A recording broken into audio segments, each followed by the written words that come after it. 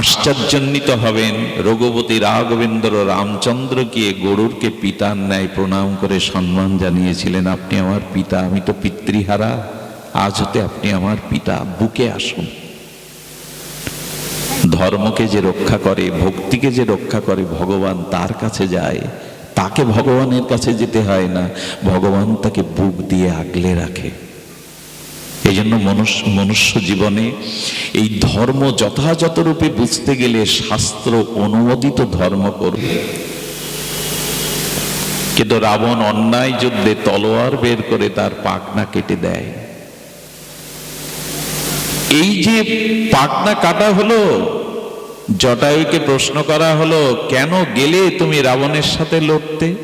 এখন তো তোমার দুটি ডানা কেটে দিল, আগে তো উড়ে অন্তত তীর্থে যেতে পারতে, ভগবান যেখানে সেখানে দর্শনে উড়ে যেতে পারতে, এখন পাখনা কেটে মরো ঢুকে ঢুকে। জটায়ু তখন বলেছিলেন, ভক্তি বা ধর্ম রক্ষার জন্য আমার ডানা আমি উৎসর্গ করেছি, এখন দায়িত্ব কি জানো ভগবানের? এখন আমি ভগবানের কাছে যাব না, ভগবানেরই দায়িত্ব এখন আমার কাছে আসার। আমি ধর্ম রক্ষার জন্য, ভক্তি রক্ষার জন্য ডানা দিয়েছি, গেল কিনা? আশ্চর্যান্বিত হবেন। রঘুপতি রাঘবেন্দ্র রামচন্দ্রকে গরুরকে পিতার ন্যায় প্রণাম করে সম্মান জানিয়েছিলেন, আপনি আমার পিতা, আমি তো পিতৃহারা, আজ হতে আপনি আমার পিতা, বুকে আসুন।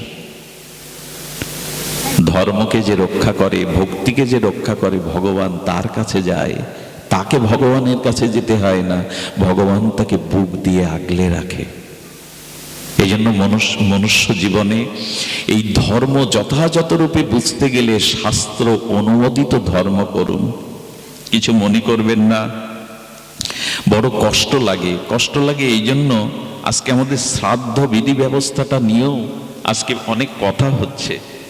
এই যে শ্রাদ্ধ বিধি, এই শ্রাদ্ধ বিধিটা আসলে কি? এই যে একটা মানুষ মারা গেল, তার শ্রাদ্ধ বিধিটা আমরা কি করব?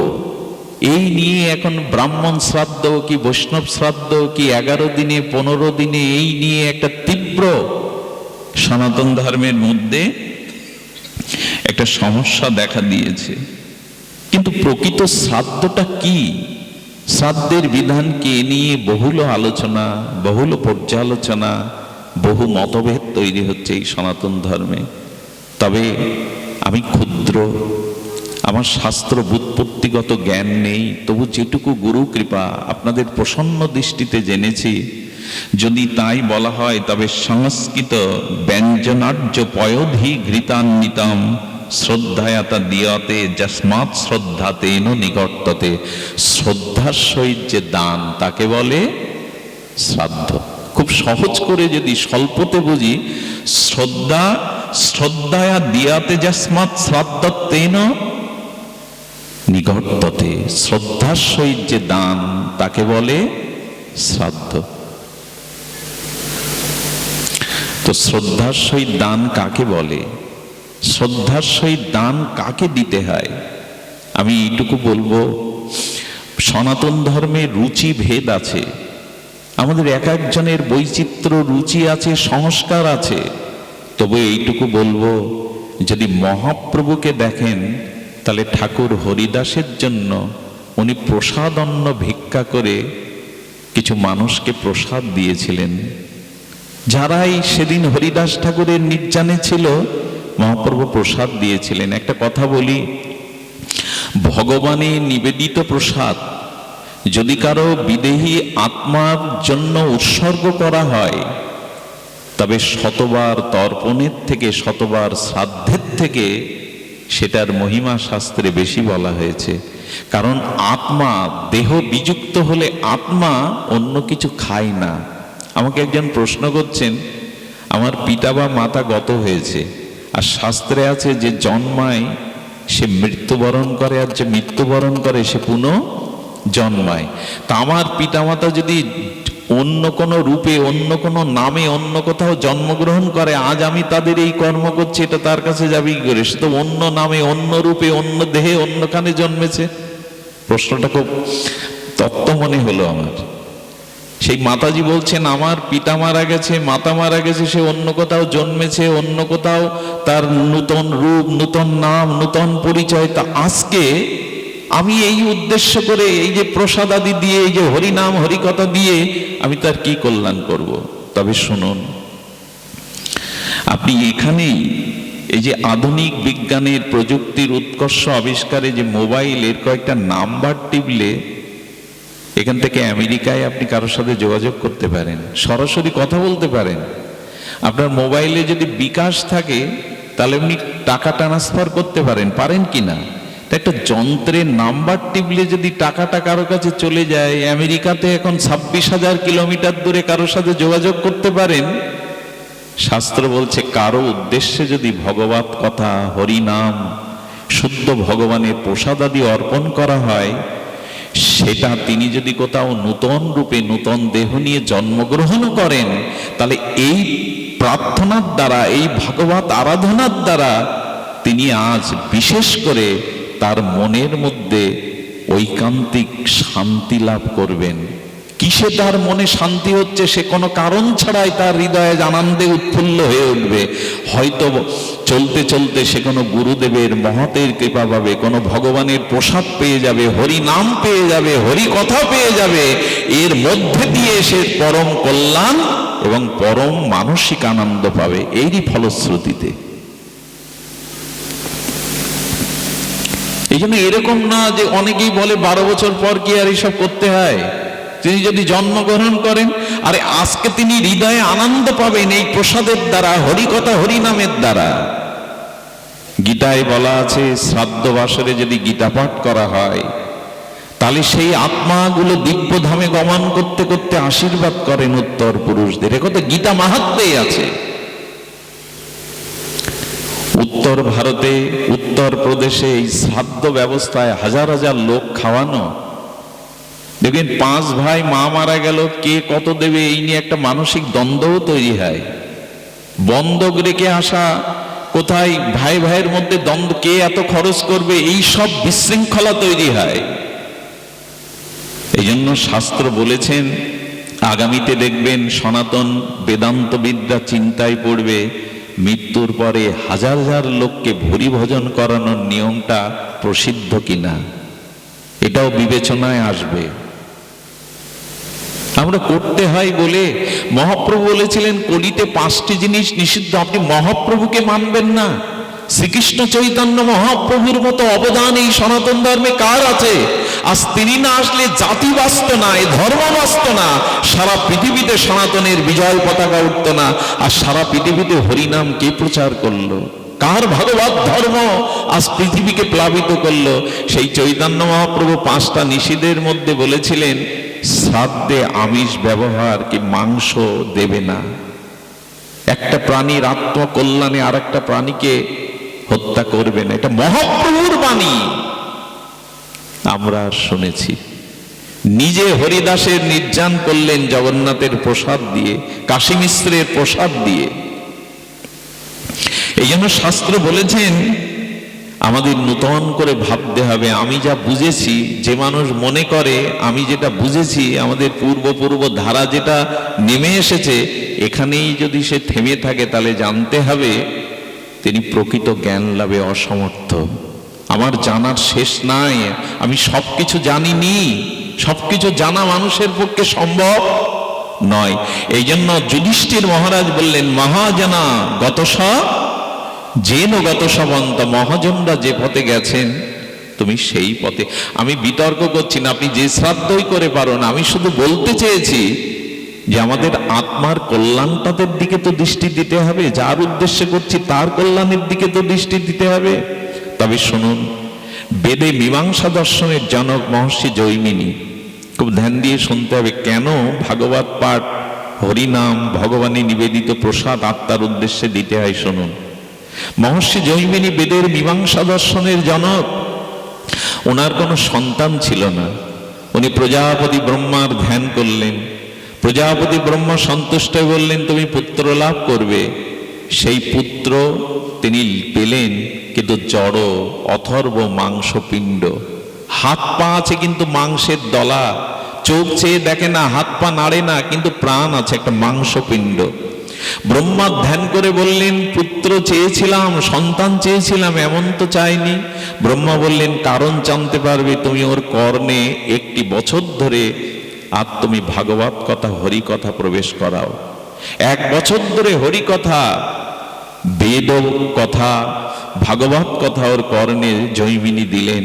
1 বছর পরে সেই জড় পিণ্ড মাংসের দলা হস্তপদ প্রসারিত করে পূর্ণ অবয়ব পেয়ে মুখ দিয়ে কথা পড়ল, হে পিতা প্রণাম নিন। বিস্ময় প্রকাশ করে বললেন, কে তুমি? তুমি আমাকে বললেন, হ্যাঁ পিতা, আমি আপনাকে প্রণাম করছি এবং আমার কথা শুনুন, আমি 50 জন্ম আগের কথা বলতে পারি, আমি আপনার 50 জন্মও বলে দিতে পারি। বিস্ময় প্রকাশ করে বললেন, এতই যদি জাতিস্বর হও, এত যদি পূর্বে কথা জানো, তবে জড় পিণ্ড হয়ে কেন তুমি এলে? খুব ধ্যান দিয়ে শুনুন কথাটি। বলছেন, আমার গত 50 জন্মে আমি যে পরিবারে জন্মেছিলাম, আমার মৃত্যুর পরে সেই পরিবারে উত্তর পুরুষ কোন শুদ্ধ ভক্তের জন্ম হয়নি, শুদ্ধ আদর্শবান মানুষের জন্ম হয়নি। এবং সেই শুদ্ধ আচরণশীল সৎ সাধু ভক্তের দ্বারা আমার আত্মার কল্যাণে কোনো পারলৌকিক ভগবত ক্রিয়া, ভগবানের নাম ভগবত ক্রিয়া হয়নি। আর সেই 50 জন্ম আমার আত্মার খাদ্য না পেয়ে পেয়ে পেয়ে, দেখুন দেহের যেমন একটা খাদ্য আছে, আত্মারও একটা, এমন নয় যে আপনার ভিতরে যে আত্মার খাদ্য নাই। দেহ তো আমাদের এই জাগতিক পদার্থ আমরা চর্বচেষ্য লেজ্জ পেয়ে পাই, আত্মাও কিন্তু খাদ্য পায়। সেই আত্মার খাদ্যটা হলো এখন নিচ্ছেন আপনারা, হরি কথা, ভগবত চিন্তন, এগুলি হলো আত্মার খাদ্য। এই জন্য আপনাদের এখন ক্ষুধা তৃষ্ণা নিদ্রার দিকে কারো দৃষ্টি নেই, মাথায় কারো সংসারের বোঝাও নেই, অন্তরে কারো কুচিন্তাও আসবার সম্ভাবনা নেই, কারণ আত্মা খাদ্য পাচ্ছে। হরি কথা, হরি নাম, সাধু সঙ্গ, এগুলো আত্মার খাদ্য। সেই দিব্য ভগবানের নাম রূপ লীলা অনুধ্যান চিন্তন শ্রবণ কীর্তন, এই ভক্তি নির্যাস রস আত্মা আস্বাদন করে। তো বললেন, আমার মৃত্যুর পরে ওই 50 কুলে কোন উত্তর পুরুষ শুদ্ধ ভক্তের, আদর্শ চরিত্রবান কোন শুদ্ধ ভক্তের জন্ম হয়নি। আর তাদের দ্বারা কোনো ভগবত ক্রিয়া না হতে হতে আমার আত্মার চেতনা। আচ্ছা, একটা মানুষকে 7 দিন ঘরে আটকে দিন, জল অন্ন দিবেন না, ও চোখ চাইতে পারবে? ও হাঁটতে পারবে? দুর্বল হয়ে পড়বে কিনা? ঠিক তেমনি আত্মার খাদ্য না দিতে দিতে, পারলৌকিক ভগবত কর্ম না করতে করতে আমি জড় পিণ্ড হয়ে জন্মেছি। আপনি 1 বছর ধরে আমার কানে সেই হরি কথা, আত্মার ক্ষুধা জুগিয়েছেন, তা আমি পূর্ণ স্মৃতি ফিরে পেয়েছি, পূর্ণ অবয়ব ফিরে পেয়েছি পিতা। অবাক হলেন জৈমিনী। উনি ঘোষণা করলেন, কোন আত্মার কল্যাণে যদি হরি কথা, হরি নাম, ভগবত প্রসঙ্গ হয়, তবে সেই আত্মা শুধু নয়, ওখানে ভগবান মুনি ঋষিরা নেমে এসে ওই আত্মার কল্যাণের জন্য তারা প্রার্থনা করে হরি কথার দ্বারা। ওই হরি কথা, হরি নাম তার দিব্য আত্মার খোরাক হয়ে আত্মকল্যাণ করতে পারে। এই জন্য বেদ পঞ্চানন অদ্বৈত আচার্য তিনি হরিদাস ঠাকুরকে শ্রাদ্ধের পাত্র দিয়ে বলেছিলেন, ঠাকুর, তোমার মতো শুদ্ধ কৃষ্ণ ভক্ত 1 মুঠো খেলে সহস্র ব্রাহ্মণ সেবা হয়। একথা কার? অদ্বৈত প্রভুর, আমার না। তোমার মতো এক কৃষ্ণ ভক্ত 1 মুঠো পেলে 1000 মানুষের সেবার কাজ হয়। আমি একজনকে বেছে নিতে বলছি না, কিন্তু শুদ্ধতার শ্রদ্ধার সহিত দান যদি শ্রাদ্ধ হয়, তাহলে সেই শ্রদ্ধাটা রাখছি কি? শাস্ত্র লঙ্ঘন করলে শ্রদ্ধা থাকে? আচার্য লঙ্ঘন করলে শ্রদ্ধা থাকে কি? এই জন্য বিতর্ক থাকতে পারে, মতামত ভিন্ন থাকতে পারে, কিন্তু শাস্ত্র মহাজনের বাইরে আমাদের কারো যাওয়া উচিত নয়। এত বিতর্ক তুলে আমরা মীমাংসা করতে পারবো না। কিন্তু শাস্ত্রে বারবার বলেছেন আমিষ ব্যবহারটা না করতে। এ কথা আমি আপনাদের বলছি না, ভাগবত শাস্ত্র বলেছে, ন দদাদি মিশং শ্রাদ্ধেনা চাদ্দং ধর্ম তত্ত্ববিদ।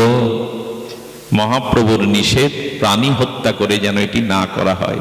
যাক, আমার আলোচনার বিষয়বস্তু শ্রাদ্ধ তত্ত্ব না। আমি 4টি পুরুষত্বের কথা বলেছিলাম। প্রথম বলেছিলাম ধর্ম।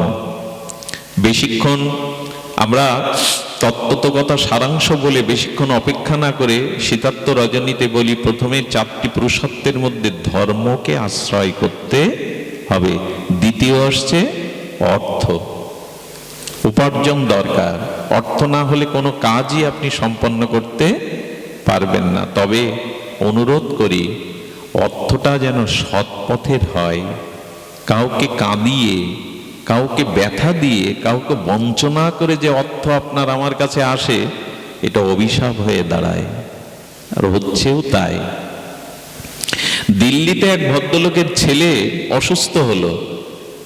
তো অনেকেই অসুস্থ হয়, তিনি শিল্পপতি, কয়েক কোটি টাকার মালিক। ডাক্তার বলছেন এর বাঁচার সম্ভাবনা নেই, উনি বলছেন আপনারা চিকিৎসা চালিয়ে যান। তো সে ডাক্তারদের যে বিধিবদ্ধ নিয়মে মরে যাওয়ার কথা, কিন্তু মরল না। 2 বছর ধরে এই কোটি কোটি টাকা তার পেছনে ব্যয় হলো। ডাক্তাররা অবাক হয়ে বলে, তো মৃত্যু কবলিত, মরে না। আবার সেই ব্যয় যখন হলো, মৃত্যুর কয়েক ঘন্টা আগে বলে গেল, বাবা তোমার যথা সর্বস্ব আমার পিছনে ব্যয় হলো কেন জানো? গত জন্মে তুমি আমার কাছে ঋণী ছিলে, ঋণটা শোধ করে আসনি। এ জন্মে পুত্র হয়ে এসে সেই ঋণটা শোধ করে গেলাম আমি। অর্থ যদি কাউকে কাঁদিয়ে হয়, অসৎ উপায়ে হয়, ওই অর্থ আপনার জীবনে অভিসম্পদ ডেকে আনবে। আর সমাজে এখন সেটাই দেখা যাচ্ছে। টাকা আছে, বাড়ি গাড়ি আছে, মানসিক শান্তি নেই। এই জন্য ধর্মের পরে অর্থটা কেন রেখেছেন জানেন? অর্থটা সৎ পথে, অর্থটা ধর্মকে আশ্রয় করে আয় করো। ওই অর্থ তোমার জীবনে শান্তি আনবে। না হলে কোনো অসৎ পুত্র, নেশাখোর পুত্র, অথবা যে অর্থ ধর্মপথে ব্যয় হয় না, ধর্মকে আশ্রয় করে আনে না, সেই অর্থ অনেক ক্ষতির কারণ হয়ে দাঁড়ায়। বিশ্বাস করুন, অর্থে যদি ধর্মপথে না লাগে, অর্থ যদি দিন দুঃখীর কাজে না লাগে, অর্থ যদি ভগবত সেবায় না লাগে, সেই অর্থের দ্বারা প্রায়শ 3টি জিনিস মানুষের জীবনে আসে: মদ, নারী আর জুয়া। ভাগবত বললেন তার জীবনে এই 3টি জিনিস, যার অর্থের কোনো সৎ আদর্শে ব্যয় হয়নি, কোনো সামাজিক মঙ্গল কাজে, কোনো হিতকার কাজে, কোনো মঙ্গলময় কাজে, সাধুগুরু বৈষ্ণব বা সৎ মহৎ কাজে ব্যয় হয়নি, মদ, নারী, জুয়া, অসৎ সন্তান, এগুলি এই অর্থের ধ্বংসের কারণ হয়ে দাঁড়াবে। এই জন্য বললেন, ধর্মের পরে যে অর্থটা, এটা সৎ পথে, কাউকে কাঁদিয়ে, কাউকে বঞ্চনা করে অর্থ রোজগার করতে যেও না। কে আর কার কথা শুনে? অর্থই চাই, পরে কি হবে আমাদের বিবেচনায় নাই। অর্থ 3 ভাবে ব্যয় করতে হয়, শুনুন, না হলে এই অর্থ ধ্বংস ডেকে আনবে, ওইসব ডেকে আনবে। প্রথমত, অর্থটা ব্যয় করতে হবে সৎ কাজে। দ্বিতীয়, যদি অর্থ ব্যয় করতে হন, অনেক কৃপণ আছে ভোগ করে না, এবার ভোগ করুন। অর্থ যদি থাকে তাহলে যথাযথ ভোগ করুন অর্থে। আর কি করবেন? আপনার আত্মীয় স্বজনের মধ্যে যারা দুস্থ, অভাবী, অর্থের ভাগটা তাদের দিন। যদি তা না করেন, তাহলে এই অর্থ অবশ্যই আপনার জীবনে অভিসম্পদ ডেকে আনবে। অর্থের যথাযথ ব্যবহার না করলে কি পরিণতি, সেটা ব্যাখ্যা করার প্রয়োজন নেই। আশেপাশে একটু সতর্ক দৃষ্টি দিলে আপনারা দেখতে পাবেন। এই জন্য ধর্ম আশ্রয় করে অর্থ। এরপরে পুরুষত্বটা কি? ধর্ম, অর্থ, কাম। এই কথাটি একটু মন দিয়ে শুনতে হবে। কাম মানে কামনা, কাম মানে ভোগের ইচ্ছা। আপনারা জানেন আমাদের সমস্ত ইন্দ্রিয়ের অধিপতি আছে না? সমস্ত ইন্দ্রিয়ের এক একজন অধিপতি আছে। এই জন্য শাস্ত্রে বলেছেন, ভোগ কখনো কেউ সমাপ্ত করতে পারবে না, বরঞ্চ ভোগকে তুমি ভোগ করবে কি, ভোগ তোমায় ভোগ করে শেষ করে দেবে। তৃষ্ণা কারো কোনোদিন মিটবে আজ পর্যন্ত কোনো ইন্দ্রিয়। আচ্ছা, জ্বলন্ত হোমের কাঠে যদি ঘি দিতে থাকেন, তরল ঘি ঢালতে থাকেন, আগুন নিভবে কি? ও তো আরো বর্ধিত হবে। কামনা যত ভোগ করবেন তত ভোগের বাসনা। এই জন্য বলছেন কামনারও একটা সীমা দাও। ইন্দ্রিয় কখনো ভোগের দ্বারা তৃপ্তি হয়নি আজ পর্যন্ত কারো। রাবণ তো মন্দাদরীর মতো স্ত্রী পেল, মেঘনাদের মতো পুত্র পেল, স্বর্ণ লঙ্কা পেল, তারপরেও সীতার দিকে দৃষ্টি যাবে? বলেন পতন তো দরকার। এই জন্য সেখানে বলছেন মানুষের উচ্চতার একটা সীমা আছে না বাবা? কেউ কি 150 ফুট লম্বা হয়? উচ্চতার একটা সীমা আছে তো, ওজনের একটা সীমা আছে তো। সে 300 কেজি 400 কেজি হোক, 1000 কেজি হবে কি মানুষ? হবে না। তেমন তোমার কামনারও একটা সীমা দাও, অতি ভোগ করতে যেও না। রোগ এসে অভিশাপ এসে তোমাকে শেষ করে দেবে। যা পেয়েছ তাতে ইন্দ্রকে সন্তুষ্ট রাখো। এই জন্য আমরা এই কথা বুঝিনি যে ভোগ করতে গেলে ভোগই আমাকে উপভোগ করবে, আমি ভোগকে ভোগ করতে পারবো না। কিন্তু মানুষের আজকে যেটা হয়েছে, কিছু মনে করবেন না, ঈশ্বর আমাকে একটা সংকেত দিচ্ছেন, তোমার আসার সময় হয়েছে, ভোগ কমাও। কানের পাশে চুল পেকে যায়, মানুষ বুদ্ধি করে বলে কালি লাগিয়ে দেব প্রভু। তোমার ওই আদেশ কে মানবে? 70-80 টাকা দিয়ে কালো করব। ভগবান চোখের দৃষ্টি কমিয়ে দেয়, দন্ত শক্তি, হজম শক্তি, এক একটা নোটিশ পাঠাতে থাকে, এবার প্রস্তুত হও। আরে দশরথ যেদিন আয়নার সামনে দেখলেন কানের পাশে চুল পেকে গেছে, মুকুটটা হেলে গেছে, সেই দিন বুঝলেন আমার আর রাজত্ব করা, রামকেই অভিষেক করা উচিত। উনি বুঝেছিলেন, আমরা বুঝি না। আমরা এখন যত বয়স হই, ভগবান বললেন চামড়া ঢিলা হয়ে যাবে তো প্লাস্টিক সার্জারি আছে। দাঁতটা বাদিয়ে নিলাম, আরে শেষ নোটিশ ফেরাতে পারবে তো? জমকে ফেরাতে পারবে তো? কালকে ফেরাতে পারবে তো? 80 বছরের মানুষও চুল কালি করে, এটা একটা হলো? তারপরে মৃত্যুর সময় হা হয়ে মারা গেল। ওই দেখে জ্ঞানীরা বুঝবে ওকে আবার আসতে হবে, কারণ ওর তৃষ্ণা এখনো মেটেনি। মরা মানুষের মুখখানা দেখে বোঝা যায় এর গতি কি হবে, জ্ঞানীরা বুঝতে পারে। এই জন্য ভোগ বাসনা পূর্ণ করতে আরো কোটি জন্ম যদি পান, বাসনা নিবৃত্তি হবে না। এই জন্য একটু টেনে ধরুন। ধর্ম, অর্থ, কাম, কামটা নিয়ন্ত্রণ করতে হবে। কাম মানে ব্যাপক অর্থে কামনা, ভোগ বাসনা, এটা একটু নিয়ন্ত্রণ করতে হবে।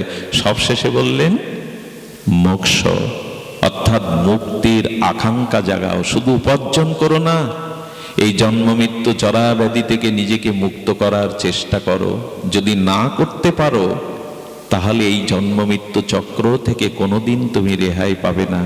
আর এই মুক্তিটাও মহাপ্রভু বললেন কাম্য নয়। মুক্তি পেলে তো ভজন থাকলো না, মুক্তি পেলে তো আরাধনা থাকলো না। মহাপ্রভু এই জন্য পঞ্চম পুরুষত্ব প্রেম আর ভক্তি দিয়ে গেলেন। ভগবানকে ভালোবাসো, ভগবানকে সেবা করো, ভগবানের জন্য জীবন উৎসর্গ করো। আজকের একটি ভক্ত চরিত্র সংক্ষিপ্ত বলেই পাঠ বিশ্রাম করব। এই ভক্ত চরিত্রটা এই জন্য বলছি যে আসুন, ভক্তের চরিত্রটা আমাদের কাছে অনুকরণীয়। ভগবানের চরিত্র আমরা অনুকরণ করতে পারবো না, একটু ভক্ত চরিত্রটায় আমরা একটু অনুকরণ করতে পারি। মনে আছে এক রানী গিয়েছিলেন কাশীতে, এটা বলেই পাঠ বিশ্রাম। কাশীতে গিয়েছেন মহারানী, রাজা ভগবত বিমুখ।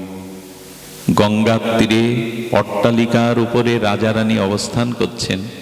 রানী রাজাকে বলছেন, তুমি তো বিশ্বাস করো না, আমাকে অনুমতি দাও, আমি একটু গঙ্গায় স্নান করতে চাই, একটু অনুমতি দাও। বলে তুমি রানী, তুমি সাধারণ কি? ওই যে সবাই স্নান করছে, কারো কাপড় কারো বস্ত্র নেই, তার মধ্যে তুমি রানী, তুমি স্নান করবে? যাওয়া হবে না। গঙ্গা স্নান হয়েও বা কি হবে? তুমি রানী, তোমার একটা সম্মান মর্যাদা আছে।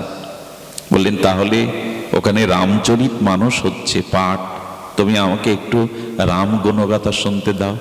বলে আগেই তো বলেছি, তোমার একটা এরিয়া আছে, তোমার একটা মর্যাদা আছে, ওই সবার মধ্যে গিয়ে তুমি ভিখারি কাঙালদের মধ্যে বসবে? রানীমা সারা রাত কাঁদল, হে ভগবান, হে রামচন্দ্র, যদি তোমার ভজনই না হলো, গঙ্গা তীরে বাস করে যদি গঙ্গা স্পর্শ না হলো, কাশীতে বাস করে যদি রাম কথা শ্রবণ না হলো, এ জীবন রেখে লাভ কি? সারা রাত তিনি বিবেকের দ্বারা, বিচারের দ্বারা, অনুশোচনের দ্বারা তপ্ত হয়ে ভোরবেলা আত্মহত্যার সিদ্ধান্ত নিলেন। ওই গঙ্গায় ডুব দিতে দিতে বললেন, মা আশ্রয় দে মা, এ রানী, এই পদমর্যাদা, এ দেহ লাভ কি যদি ভজন না হয়? আগামী জন্মে যেন তোমার ভজন করতে পারে, রানী নয় আমাকে কাঙালিনী করে নিচু কুলে দাও, তবু যেন ভজন করতে পারি। এই ইচ্ছা বুকে নিয়ে গঙ্গায় ডুব দিয়ে আত্মহনন করল। মৃত্যুর সময়ের ইচ্ছা পরবর্তী জন্মের কারণ হয়। ইনি পরবর্তী জন্ম হয়েছিলেন মাতা শবরী। এই রানী জন্ম নিলেন একটি নিচু কুলে, শবরী, শবর কুলে, নিচু কুলে। ছোটবেলা থেকেই তার রাম মহিমা, রাম গুণগাথা শুনুন। তবে উনি ওকে খেলতে নিত না। ও কাঙালিনী বলে, অভাবী বলে, নিচু কুলে জন্মেছে বলে ওকে খেলতে নিত না। ব্রাহ্মণ পল্লীতে উচ্চ কুলে ওকে খেলতে নিত না, ওকে তাড়িয়ে দিত। তাড়িয়ে দিয়ে দিয়ে ও চিন্তা করতে লাগলো, ওই যে ভজন সংস্কার নিয়ে জন্মেছে, চিন্তা করতে লাগলো গুরুদেবের কৃপা ছাড়া তো করুণা হবে না। মাতণ্ড ঋষি প্রভাতে স্নান করতে আসছেন তপবনের এক পুষ্করণীতে। ও কি করতো জানেন? ও পথটা ঝাড়ু দিয়ে রাখতো, ঝাড়ু দিয়ে রাখতো। গুরুদেব চলতে চলতে কোনোদিন যদি আমার কথা মনে করে, তার সামনে যাওয়ার তো অধিকার নেই। আমি তো নিচু কুলে জন্মেছি। গুরুদেব দেখছেন ঘাটটা পরিষ্কার করা, পথটা ঝাড়ু দেওয়া। কে করে এই কাজ? কে এমন করে? একদিন উনি গোপনে দূর থেকে রাত্রে দেখছেন এই রাতের অন্ধকারে কে ঝাড়ু দিয়ে যায়। ঝাড়ুটা বুকে নিয়ে কাঁদে আর বলে, ওরে আমার কৃপা কবে হবে? তুই তো গুরুদেবের ধুলি মাখার ভাগ্য পেলি, আমি কবে তার চরণ পাবো? ঋষির চোখে জল এসে গেল। কে রে মা তুই? এইটুকু বয়সে তোর এত শ্রদ্ধা? কে তুই? গুরুদেব আমাকে কৃপা করুন, আমি নিচু কুলে জন্মেছি, কোনো অধিকার নেই আমার, আমাকে কৃপা করুন। মাতণ্ড ঋষি বললেন, মা তুই আশ্রমে আয়। আশ্রমে যখন গেলেন, অন্যান্য শিষ্যরা বলল, গুরুদেব এটা ব্রহ্মচর্য আশ্রম, এখানে কোনো মেয়েদের দীক্ষা শিক্ষা ব্যবস্থা নেই। মেয়েটিকে গুরুদেব বললেন, মা অপেক্ষা কর। ও কি করে জানেন? ওই গভীর রাত্রে উঠে সন্ন্যাসীদের জলের ঘড়াগুলো দূর থেকে বয়ে এনে ভরে দিয়ে যায়। আশ্রমের আঙিনাটা রাতের অন্ধকারে ঝাড়ু দিয়ে যায়। একদিন ব্রহ্মচারীরা দেখলেন এই মেয়েটার এত ব্যাকুলতা, গুরুদেব তাকে ডাকলেন। ওরা যখন বুঝতে পারলো সেবা অনুভব, আয় মা আমার কাছে আয়। মেয়েকে মেয়ে হয়ে বাবার কাছে থাকতে দোষ নেই, থাক মা আমার কাছে থাকতোই, আমি তোকে মন্ত্র দেব। ওই যে রাম মন্ত্র দিলেন কানে। গুরুদেব অপ্রকট হওয়ার আগে বললেন, আমি চলে গেলে থাকতে পারবি না এখানে, চলে যা মা।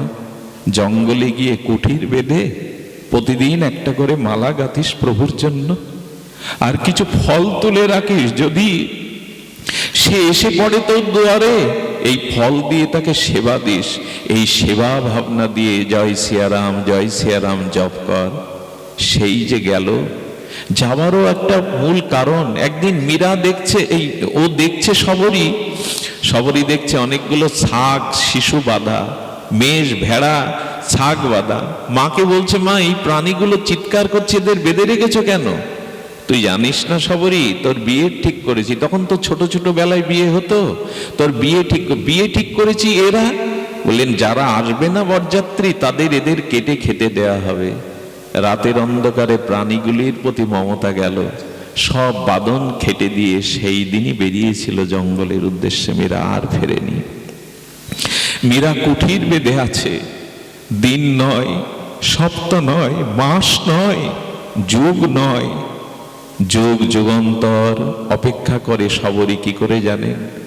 মালা গেঁথে রাখে, আমার রাম বুঝি যদি আজ আসে। বনের কিছু ফল তুলে রাখে, কচুর পাতায় তুলে রাখে, যদি প্রভু আসে আমি তাকে কি দেব? আমি তো কাঙালিনী। এই করতে করতে বার্ধক্য দশায় উপনীত হলো সবরই। চোখের দৃষ্টি আর আগের মতো নাই। কি করে জানেন? দেখুন, সেবা না করলে, ভগবানকে সেবা না করলে, ভজন না করলে কৃপা হয় না।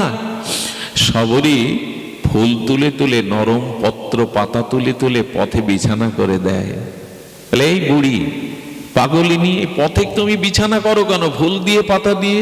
আমার রাম আসবে, আমার রামের পায়ে পাদুকা নেই বনবাসে, যদি তার পায়ে কণ্টক বিদীর্ণ হয়, কাকর ফোটে, এরই নাম সেবা, এরই নাম সেবা।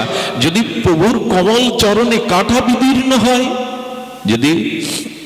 যদি কাকর ফোটে, ও আমি বুড়ি হলেও, কাঙালিনী হলেও তোমরা এই পথটা মারিয়ে যেও না। আমার রাম প্রতি দেবতা বিদেশ থেকে ফিরবে বলে মা নিজেকে সিঙ্গার করে সতৃষ্ণ নয়নে বারবার চাতকের মতো চেয়ে থাকে, ওই বুঝি সে এলো।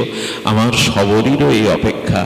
সবরীর তপবনে অনেক মুনি ঋষিরা আছেন যারা অন্ন ছেড়ে দিয়েছেন, যারা ফল ভক্ষণ করেন, দুধ ভক্ষণ করেন, বায়ু ভক্ষণ করেন, জল আহার করে ভজন করেন। তারা ভাবলে, ও সবরী, আমি অন্ন ত্যাগ করে ভগবানের ভজন করছি, আমি ফল আহারি, আমি দুধ আহারি, আমি জল আহারি, আমি বায়ু আহারি, রাম আসলে কি তোমার কাছে আসবে? জানো না মন্ত্র, জানো না ভজন সাধন তপস্যা? রাম আমার কাছে আসবে। রাম এলো, তবে দেখলো মুনি ঋষিদের দিকে রাম তাকালেন না, যারা ওইসব তপস্বী ছিল, অভিমান ছিল, রাম আসলে আমার কাছে আসবে, আমি দুধ আহার করে ভজন করি। দেখুন, ভগবান বড়র বড়ত্ব ঘুচিয়ে দেয়, অভিমানের অভিমান ঘুচিয়ে দেয়। রাম কোথাও না গিয়ে আগে সবরীর গৃহে গেল। প্রভু জানিয়ে গেল যে সেবাই থাকে, যে প্রতীক্ষাই থাকে, তার কাছেই ভগবান যায়। যখন সবরীর গৃহে গেল, তখন এই মুনি ঋষি বলল, ইনি সেই রাম তো? সন্দেহ দেখা দিল, এলে তো আমাদের কাছে আসবে, উনি সেই ভগবান রাম তো? আচ্ছা, ওনাকে একটু পরীক্ষা করা যাক। সবরীর কাছ থেকে যখন পরে মুনি ঋষিদের কাছে আসছেন, এদের অভিমান ভাঙানোর জন্য কি করলেন জানেন? যারা ফল আহারি, দুগ্ধ আহারি, বায়ু আহারি ছিল, তারা মনে করলো প্রভুকে পরীক্ষা করা যাক ইনি ভগবান কিনা। ওই তপবনে একটা জলাশয় ছিল যেটা দূষিত জল, কেউ পান করতে।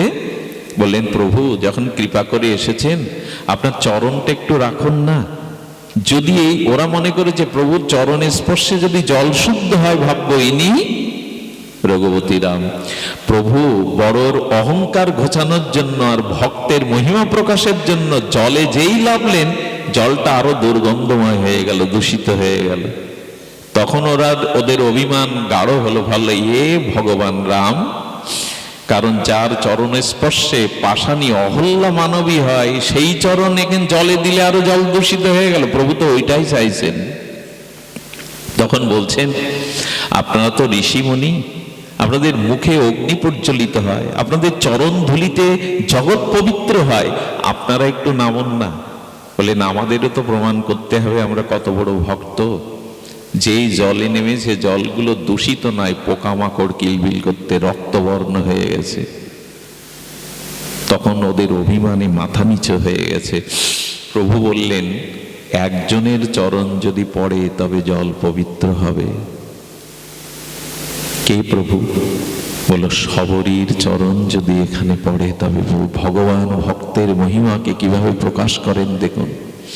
সবরী এই কথা জানার পরে প্রভু কৃপা করে তাকে নিত্যধামে পাঠিয়েছিলেন। ঋষিরা গিয়ে বললেন, সবরী গৃহে নাই, কুঠিরে নাই। বলল, সে যেখানে দাঁড়িয়েছিল ওর চরণ ধুলিটা এনে পুকুরে দাও। সবরীর চরণ ধুলির স্পর্শ পেয়ে জলটা পবিত্র গঙ্গা জলে রূপান্তরিত হয়ে গেল, শুদ্ধ হয়ে গেল। তখনই ঋষিরা কেঁদেছিল, সবরী তোমাকে চিনতেও পারিনি, বুঝতেও পারিনি, তুমি ভগবানের এত প্রিয়। এই জন্য আসুন, ভজন করুন। আর ভজন মানে লোক দেখানো বিষয় নয়, নিজের যশ খ্যাতি প্রচার নয়। ভজন মানে ভগবানের জন্য প্রতীক্ষা করা, ভগবানকে আনন্দ দেওয়া। আমার রাম আসবে। রামচন্দ্র এসে সবরীর সামনেই বলেছিল, সবরী বড় ক্ষুধা লেগেছে। ভগবানের একটা স্বভাব কি জানেন? ভক্ত দেখলে ওনার ক্ষুধা পেয়ে যায়। অথচ দুর্যোধনের 56 ব্যঞ্জন দেখে বলে আমার ক্ষুধা নাই, কিন্তু বিদুরের বাড়ি এসে 20 বার বলে বিদুরানী বড় ক্ষুধা পেয়েছে, কিছু দাও। ভগবান ভক্তির কাঙাল, চিরকাল তাকে পেয়েছে ভক্তরা শুদ্ধ ভক্তির দ্বারা, দৈন্যের দ্বারা। অভিমান থাকলে তাকে পাওয়া যায় না, সেবা বুদ্ধি না থাকলে ভগবানকে পাওয়া যায় না। এই জন্য নিরভিমানী হয়ে সেবা বুদ্ধিতে থাকুন। শবরীর ফলটা, এটো ফলটা নিতে গিয়ে লক্ষণ হাত এঁটে ধরেছিল, প্রভু এটা আপনি পেতে পারেন না, প্রভু এটা আপনার পাওয়া ঠিক নয়। লক্ষণ, অনেক রাজভোগ পেয়েছ, ভক্তের অধরামৃত যে কি স্বাদ, আজ তুমি নাও। লক্ষণ, লক্ষণ রামচন্দ্র পেয়ে বলেছিলেন এ জাতীয় প্রসাদ ইতিপূর্বে আমরা কোনোদিনই পাইনি। ভক্তের অধরামৃত ভগবানের প্রিয়। যেদিন হৈরাবণ পাতালে রাম লক্ষণকে বলি দেবে বলে মা ভবানীর সামনে, মা আদ্যাশক্তি দেবীর সামনে, সেদিন হৈরাবণ রামের কানে কানে বলেছিল, পশু বলির আগে তার ঘাড়ে ফুল দিয়ে পুরোহিত মন্ত্র বলে, তোমাদের কোনো উপাস্য থাকলে তোমরা একবার তাকে স্মরণ করো, রাম এটা তোমার শেষ সময়। লক্ষণ বলছেন, প্রভু আপনি পূর্ণ ব্রহ্ম ভগবান, আমরা কাকে ডাকবো? রাম বলেছিল, এই সময় একজনকে ডাকবার আছে, কারণ সবাই আমার উপাসনা করে আর আমি উপাসনা করি ভক্তের হনুমানকেই ডেকেছিলেন রাম। হনুমানই আমাদের স্মরণ করবার হনুমানকে, আর সেই হনুমান মায়ের মধ্য থেকে প্রকাট হয়ে হৈরাবণকে বলি দিয়ে রামচন্দ্রকে কাঁধে নিয়ে ফিরেছিলেন। অর্থাৎ ভগবানও ভক্তকে স্মরণ করেন। আসুন, ভক্ত সঙ্গ না হওয়া পর্যন্ত, হরিকথায় প্রীতি না হওয়া পর্যন্ত, ভগবতের রুচি না হওয়া পর্যন্ত আমাদের কল্যাণ হবে না। আমার খুব খারাপ লাগছে এই আনন্দের মধ্যে, এই যে লীনা রানী পাল, ইনি জীবদ্দশায় একবার এখানে আমার পাঠ শুনেছিলেন। ওনার খুব ইচ্ছা ছিল যে আমার শ্রীমুখে একটু হরিকথা শুনবেন, কিন্তু কাল তো কারোর জন্য অপেক্ষা করে না, সে ভাগ্যটা আমার হয়নি। উনি নিত্য লোকে চলে গেছেন দিব্যধামে। তবু বলবো, কারো আত্মার উদ্দেশ্যে যদি ভাগবত হরিকথা প্রবচন হয়, সেই দিব্য আত্মা সূক্ষ্ম দেহে সেখানে সেটা গ্রহণ করে নিজেকে কৃতকৃতার্থ করে। আমি আজকের হরিকথা তার আত্মকল্যাণে পুষ্পাঞ্জলি অর্পণ করলাম। শীতের রাত্রিতে এই ক্ষুদ্র পরিসরে আপনাদের শোভাগমন, অনেক মানুষ পেছনে দাঁড়িয়ে আছেন শীতে, আমি আপনাদের কাছে ক্ষমা চাইছি। আপনাদের যদি আমার স্থানে বসিয়ে আমি আপনাদের জায়গায় দাঁড়াতে পারতাম, কিছুটা কৃতজ্ঞতা জানাতে পারতাম। স্বল্প পরিসরে যারা কষ্ট করে হরিকথা শুনলেন, সামনে বসলেই যে ভগবানের কৃপা হয় এমন না, ভগবানের দৃষ্টি সবার আগে পেছনের দিকে যায়। তো আপনারা সবাই তার কৃপা পাওয়ার যোগ্য। ধন্য হোক আজকের অনুষ্ঠান, সফল হোক বিদেহী আত্মার দিব্যধাম প্রাপ্তি। আপনাদের সকলের চরণে আবারও প্রণতি জানিয়ে হরিকথা বিশ্রাম রাখছি। একটি অনুরোধ, আমাদের ধনঞ্জয় কৃষ্ণ দাস রাধাকুণ্ডের কিছু গ্রন্থ এনেছেন, এটা ব্যবসার জন্য না, এর উদ্বৃত্ত অর্থটা মন্দিরে ব্যয় হয়, আপনারা গ্রন্থ ওর কাছ থেকে সংগ্রহ করতে পারেন। জয় শ্রী গুরু প্রেমানন্দে গৌর হরি বল। সবাই হাত তুলে মায়ের উদ্দেশ্যে একটু প্রার্থনা করুন। মায়ের উদ্দেশ্যে সকলে একটু গুরু গোবিন্দের কাছে প্রার্থনা করুন, ওনার আত্মা যেন দিব্যধাম প্রাপ্ত হয়। ওম পূর্ণমদাং পূর্ণমিদং পূর্ণাৎ পূর্ণমুদাচ্যতে পূর্ণস্য পূর্ণমাদায় পূর্ণমেবাবশিষ্যতে। ওম শান্তি শান্তি শান্তি হরি ওম। ওম দিব্যান লোকান সগশ্চতু। ওনার আত্মা দিব্যধাম প্রাপ্ত হোক, এই প্রার্থনা গৌর গোবিন্দের চরণে নিবেদন করে আজকের মতো হরিকথার এখানে বিশ্রাম। জয় শ্রী রাধে, জয় নিতাই গৌর হরি।